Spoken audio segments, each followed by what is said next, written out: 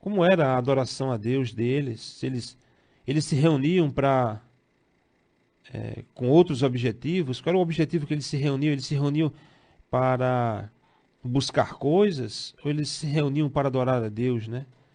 Eles se reuniam para que ouvir falar para a gente ir lá buscar. Eles iam lá buscar alguma palavra que alguém adivinhasse assim o passado dele ou falasse alguma coisa de esperança, de autoestima para o futuro. Eles iam lá para louvar a Deus, né? Em agradecimento pelos perdões do pecado, né? Eles oravam a Deus por arrependimento, ou por outra coisa, né? Então eles estavam lá sempre, mesmo em meio a perseguições, né? Eles estavam lá sempre buscando louvar a Deus, ou falar do Evangelho, falar de Cristo, né? O que Cristo fez por nós. E esse cristianismo é o mesmo ali também no Antigo Testamento. Cristo só vem e fundamenta ele ali com a igreja, mas no Antigo Testamento a mesma mensagem do Novo Testamento, para que o povo venha se arrepender dos seus pecados, né? Onde nós temos uma humanidade longe de Deus e agora nós temos uma humanidade que está próxima de Deus. Então os primeiros cristãos eles vêm, né, falar sobre isso, eles vêm viver desta forma, né? Se a gente for olhar desde o Antigo Testamento, eles não se reuniam assim para buscar adivinhações ou ter práticas de coisas ocultas, né? Que alguém venha revelar, não. Eles sempre se reuniam ali, desde o Antigo Testamento até o Novo Testamento ali, se reuniam sempre para ouvir ouvir falar de Cristo na cruz, dos arrependimentos de pecado, né? E quando Cristo vem, tudo aquilo, aqueles sacrifícios que tinha, né, por arrependimento de pecado, aquele derramamento de sangue de animais, agora já tínhamos um Cordeiro que era Cristo, que tira o pecado do mundo, que perdoa os pecados, né? Então, antigamente, né, Deus falava por meio dos profetas, mas agora não há mais essa necessidade, né? Não há mais essa necessidade porque o próprio Cristo, né? O próprio Cristo é o nosso sumo sacerdote, né? O Espírito Santo fala, né? O Espírito Santo, Deus confirma no coração da gente através do Espírito Santo.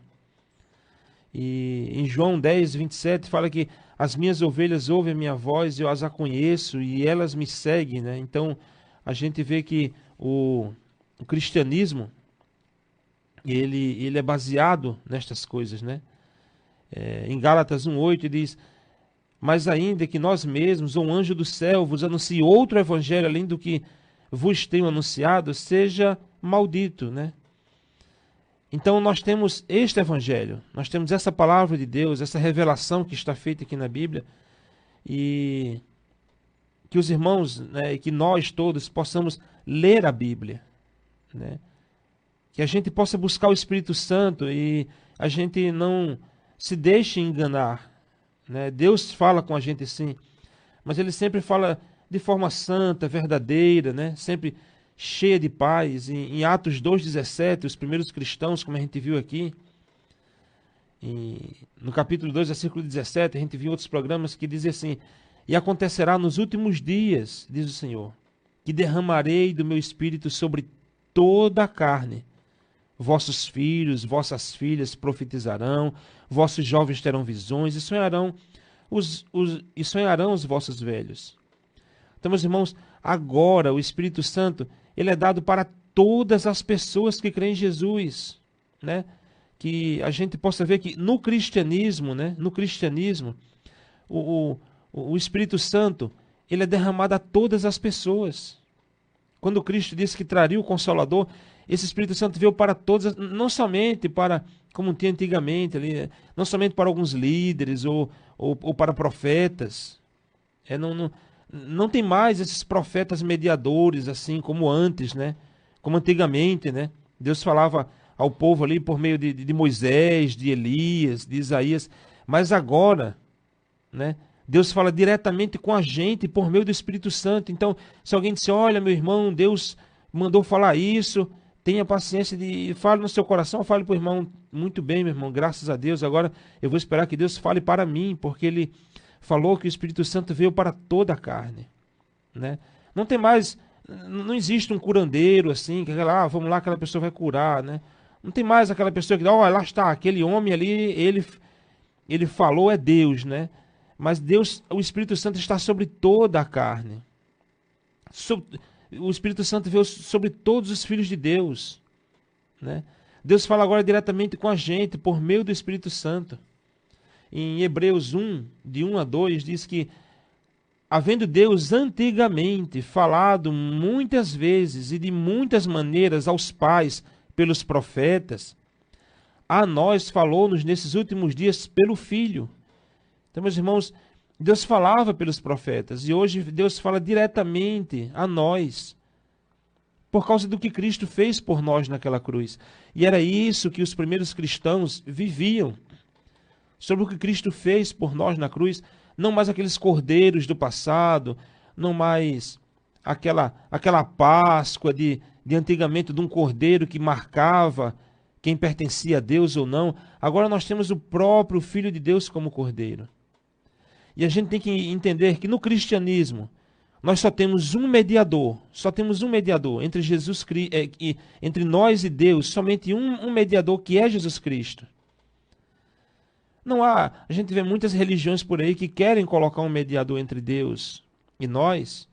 Em 1 Timóteo 2,5 diz assim, porque há um só Deus e um só mediador entre Deus e os homens, que é Jesus Cristo. Então, meus irmãos, não existe um mediador humano. Não é o pastor. Não deixe o pecado, coloque no seu coração achando que o pastor é um mediador entre Deus e eu, ou entre Deus e você. Não fique achando que existe agora ainda, existe um profeta que ele vai mediar entre Deus e nós.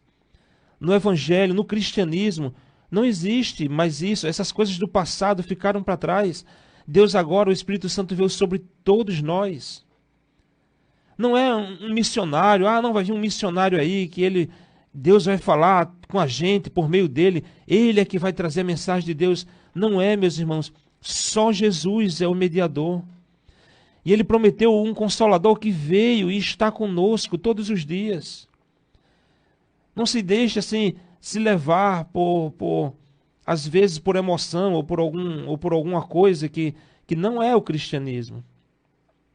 Jesus, ele é o nosso sumo sacerdote, que antigamente existia um sumo sacerdote, ele usava um colar lá, e era cheio de pedras preciosas, representava aquelas 12 tribos de Israel. Em Êxodo 28 explica isso melhor. Mas, meus irmãos, o sumo sacerdote, ele entrava uma vez por ano nos santos dos santos, e ele interceder pelo povo. Em Hebreus 4, 14, 16, diz assim, visto que temos um grande sumo sacerdote, Jesus, Filho de Deus, que penetrou aos céus, retenhamos firmemente a nossa confissão, porque não temos um sumo sacerdote que não possa compadecer-se de nossas fraquezas. Antes, foi ele tentado em todas as coisas, a nossa semelhança, mas sem pecado.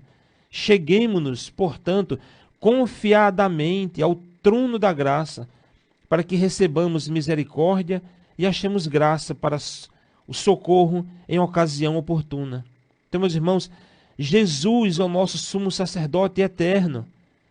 Não deixe, que o pecado, o inimigo coloque no seu coração que algum ser humano com um colar pendurado no pescoço ou algumas vestimentas possa dizer que é o sumo sacerdote, porque não é o evangelho e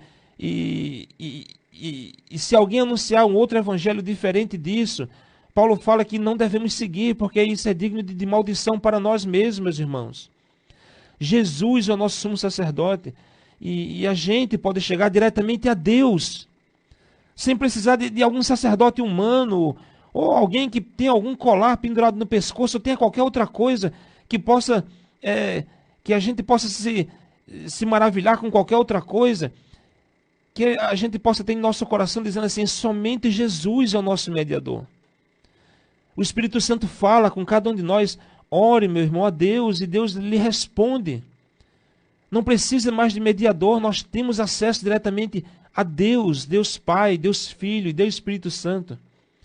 Cada cristão tem acesso direto a Deus.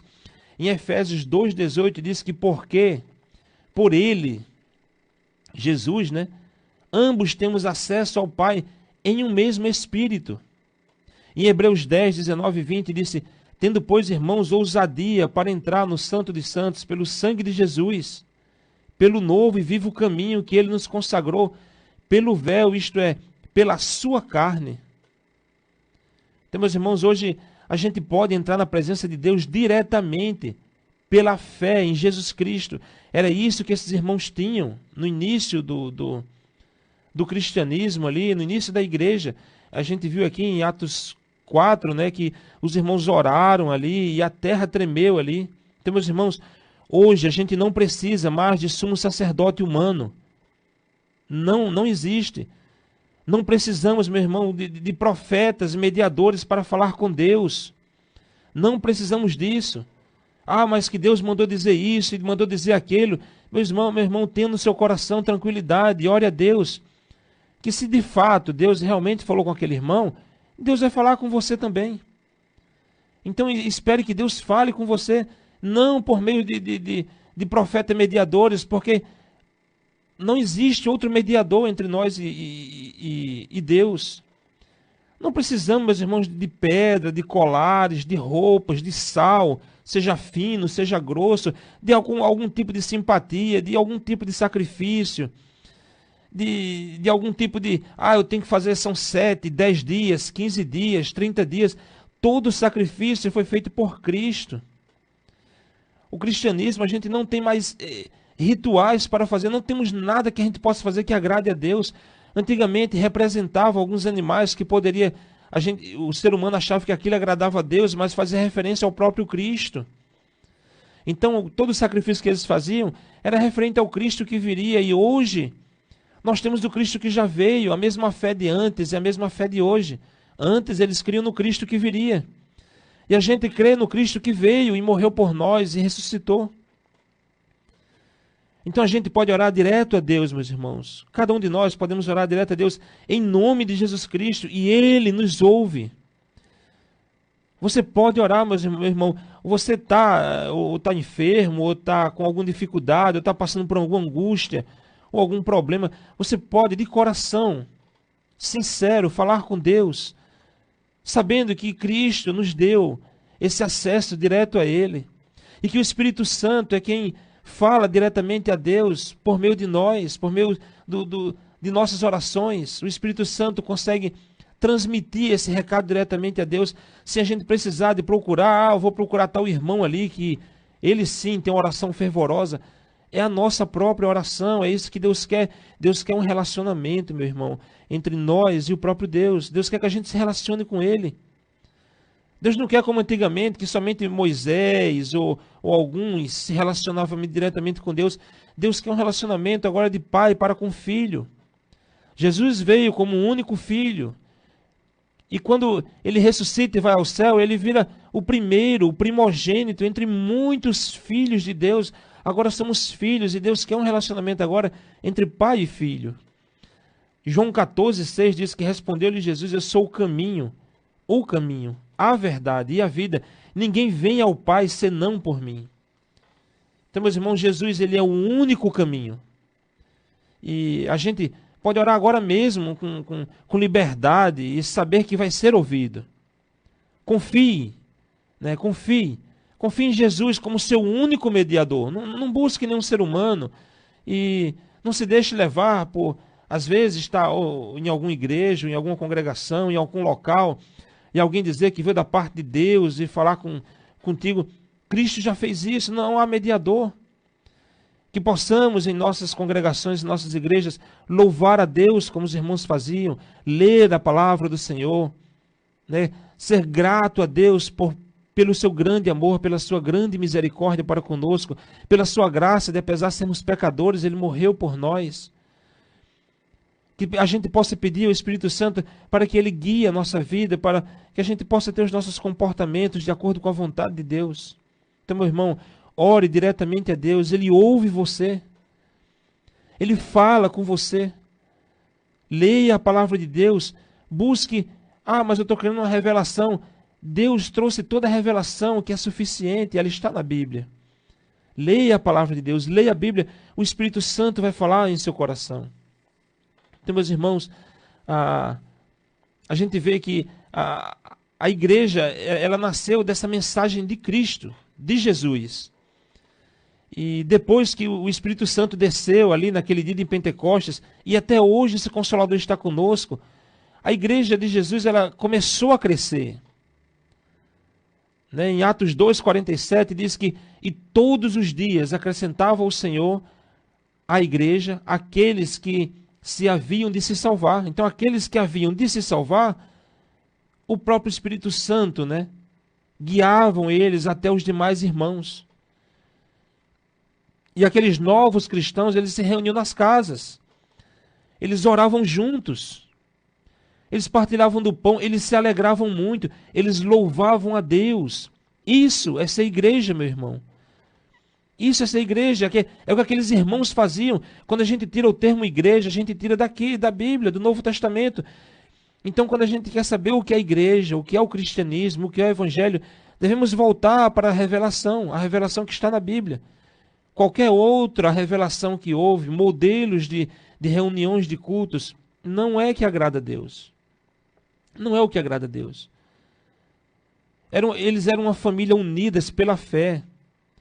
Eles não eram uma grande instituição cheia de regras humanas, ou às vezes com coisas de outras religiões que foram colocadas ao longo do tempo dentro do cristianismo ali, dentro do evangelho, trazendo algumas religiões para dentro do cristianismo ali, com algumas simpatias, com alguns rituais.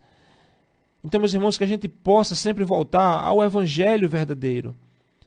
Como aqueles irmãos viviam, eles se alegravam, eles louvavam a Deus, e a verdadeira igreja, meus irmãos, é feita de pessoas que amam a Jesus, né? que se reúnem com alegria, que vivem em comunhão uns com os outros. Eles não buscavam outras coisas, outros interesses, a não ser louvar e amar um Deus gracioso, um Deus que morreu por nós, que nos ama, apesar de sermos todos pecadores.